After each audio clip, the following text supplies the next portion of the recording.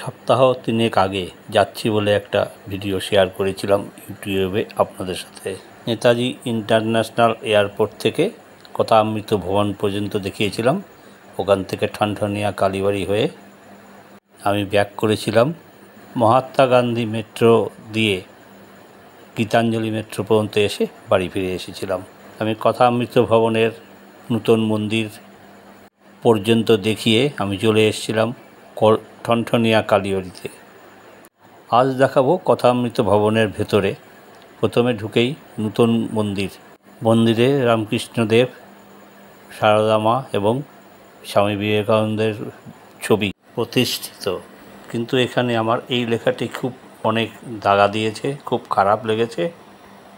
নোটিশের লেখাটা দেখুন, লেখা আছে, দয়া করে কেউ জুতো চুরি করিবেন না, সিসিটিভি লাগানো আছে। এটা এখানকার ভক্ত ও দর্শকদের কাছে খুবই নিন্দনীয় এবং লজ্জাজনক ঘটনা, কিন্তু কর্তৃপক্ষ লিখতে বাধ্য হয়েছে। এই লেখাটা সমস্ত দর্শক এবং ভক্তদের কাছে খুবই লজ্জাজনক। যাই হোক, এখানের মূল আকর্ষণ নূতন মন্দিরের প্রতিষ্ঠিত মন্দির নয়। এখানে শ্রী শ্রী রামকৃষ্ণদেব ও সারদা মায়ের ব্যবহৃত অনেক জিনিস এখানে রাখা আছে, যা দেখলে গা শিউরে ওঠে। তাদের ব্যবহৃত সমস্ত জিনিস, তাদের পদচিহ্ন দেখলে গা শিউরে ওঠে এবং মাতৃমন্দিরের মূল আকর্ষণও এটাই। নূতন মন্দির থেকে মায়ের মন্দিরে যেতে এই খাড়া সিঁড়িটা রাখা আছে।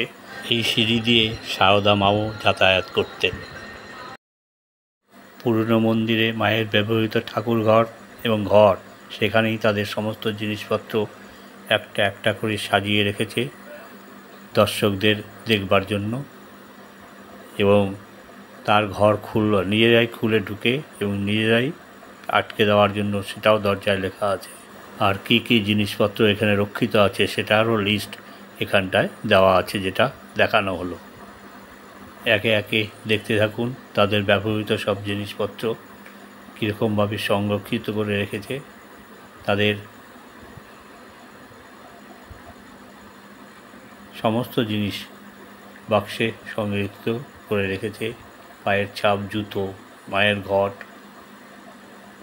যা যা এখানে তারা ব্যবহার করতেন সবই একটা একটা করে সংগৃহীত করে রেখেছেন এবং তাদের বাণী এখানে লিখে রেখেছেন দর্শকদের জন্য। রামকৃষ্ণদেব বলতেন, এখানে যারা আন্তরিক টানে আসবে তারা যেন সিদ্ধ হয়। তাদের সময়কার মায়ের মূর্তি বাঁধানো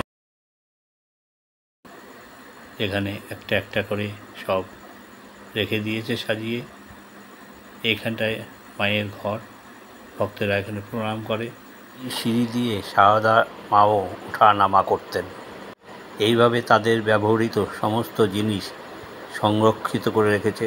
কোনোটাকে বাঁধিয়ে, কোনোটাকে কাঠের কাচের ফ্রেম করে তার মধ্যে রেখে সেগুলোকে সংরক্ষিত করে রেখেছে, যার জন্যই আমরা বর্তমানে এগুলো দেখতে পাচ্ছি। এটা নতুন মন্দিরের সিঁড়ি, নতুন মন্দির থেকে এখানে এসছে। এটা অধ্যক্ষর ঘর। এই অধ্যক্ষর ঘর থেকে নতুন মন্দির স্পষ্ট দেখা যায়। এই অধ্যক্ষর ঘরে ভক্তরা এবং সাধারণ মানুষ ঢুকে মহারাজের সাথে বিভিন্ন প্রয়োজনে সাক্ষাৎ করেন। এখন একটা একটা করে সংরক্ষিত জিনিসগুলো দেখাচ্ছি। ষোড়শী পুজোর জপের মালা, তাদের খাট, তাদের খাটের মধ্যে তাদের ছবি দিয়ে রাখা, পায়ের ছাপ, ঘট, অনেক জিনিস যা এখানে সংগ্রহ করে রেখেছে এবং বাঁধিয়ে যেভাবে বেশি দিন রাখা যায় তার জন্যই চেষ্টা করছে। সব গুছিয়ে এখানে বাঁধিয়ে রেখেছে। অনেক পুরনো কিছু ছবিও এখানে দেওয়া আছে। সেই ছবিগুলো মায়ের সিঁদুর কৌটো, রামকৃষ্ণদেবের জুতো, তার ব্যবহার করা জগ, ধুতি ইত্যাদি এখানে রাখা আছে। আগের ভিডিওটা পোস্ট করার পর আমি ভাবলাম নেতাজি সুভাষচন্দ্র ইন্টারন্যাশনাল এয়ারপোর্ট থেকে হয়ে কথা অমৃত ভবন এলাম এবং তারপর টনটনে কালীবাড়ি দেখে আমি ফিরে এলাম। কিন্তু ওখানে বিস্ময়কর যে জিনিসগুলো দেখেছি সেগুলো সম্বন্ধে দর্শকদের কিছুই জানালাম না। তাই আজ সব কিছু দর্শকদের সামনে তুলে ধরলাম আপনাদের মনের তৃপ্তির জন্য। সবাই ভালো থাকবেন, খুশি থাকবেন, আনন্দে থাকবেন। আর এই ভিডিওটা ভালো লাগলে লাইক, কমেন্ট, সাবস্ক্রাইব করবেন। নমস্কার।